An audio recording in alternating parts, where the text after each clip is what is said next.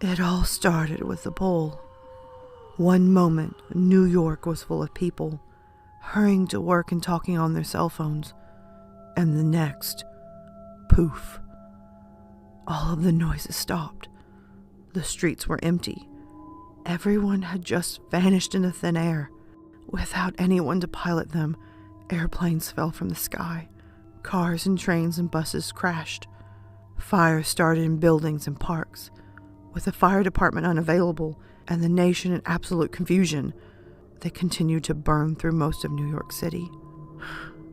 It would take days to put them out. Of course, after that was taken care of, questions were asked. The government would launch an investigation into the event, an attempt at finding the 19.49 million victims. Nothing ever became of it, though.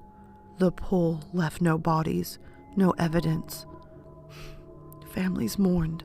Speculation ran rampant on the news. Conspiracy theories were passed around. But eventually the world started to move on. Then, the push. An opposing force, or maybe a complementary one. It doesn't really matter what it was. Body parts appeared out of nowhere. Heads were found throughout the Oregon wilderness, impaled on tree limbs and floating down streams. Toes and fingers were expelled from hollow-out trees and holes. Flowers bloomed, opening up to reveal human eyes. Questions were asked, sure, but nobody had any answers.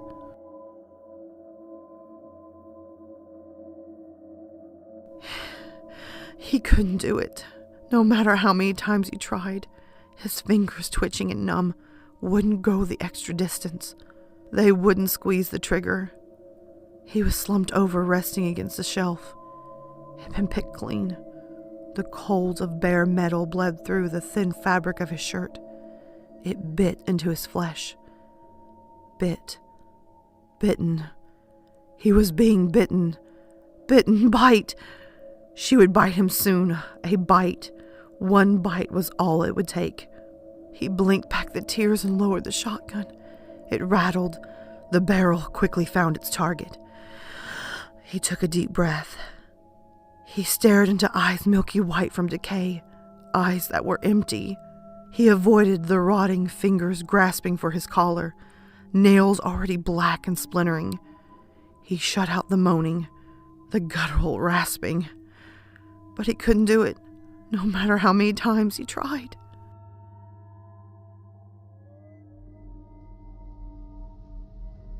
Want to know the truth about shadow people? It's quite the shocker. They're not ghosts. It might seem strange, but ghosts don't exist. Once you die, that's it. And they aren't demons. Since there's no life after death, heaven or hell can't exist. Demons can't exist without a hell to occupy. Shadow people are neither of these things. What are shadow people, dear listener? Shadow people are premonitions, modern-day doppelgangers, the universe's way of warning us. If you see a shadow person, someone you know is going to die.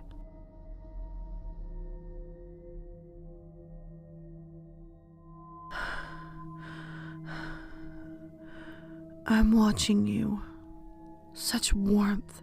Your smile could burn me. I've been here for 2 hours. Ever since you sat down and started napping. I'll stare until the sun goes down.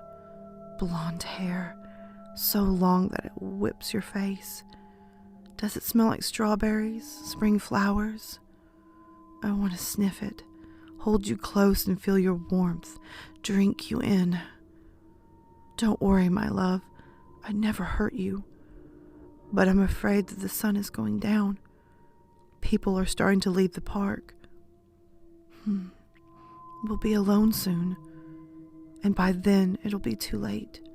I'll bite down your neck, all the way to where it throbs. I'll bite until the skin splits.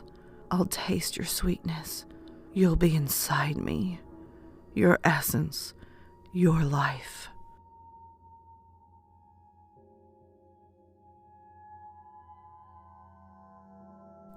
Nobody really, truly apologizes.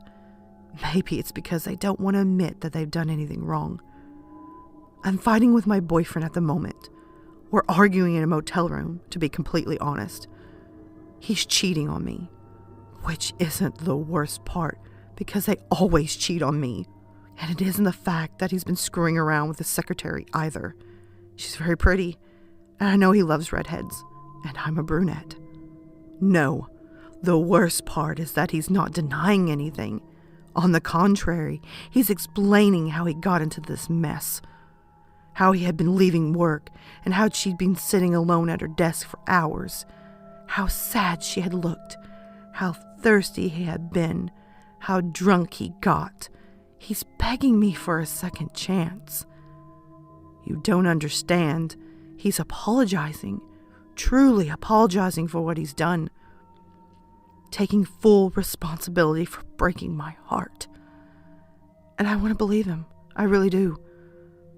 I'll happily forgive him. Despite all that has happened, I still love him.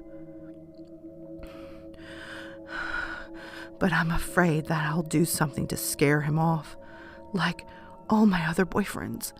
I'm afraid that I've already locked the door. I'm afraid that I'm going to use the knife.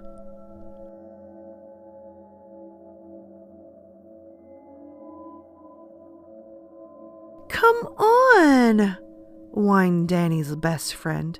Play with me.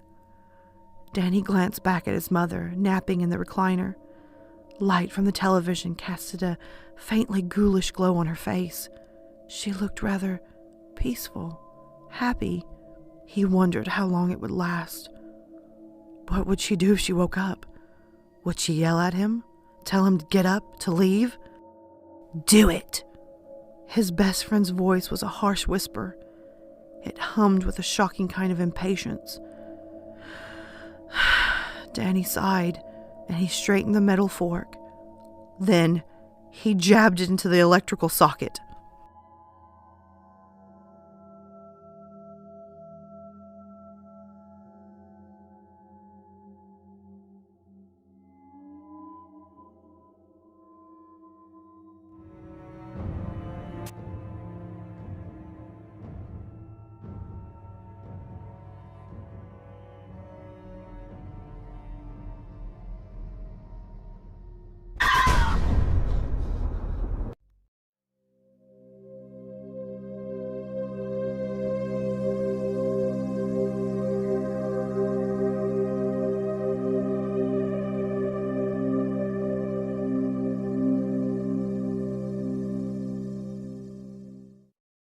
Alright, my lovely lilies, thank you so much for watching the new video.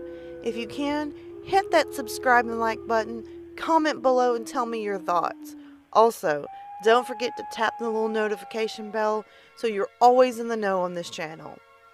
As well, guys, you can always find me on Twitter, Instagram, Snapchat, and always you can hit me up in my emails.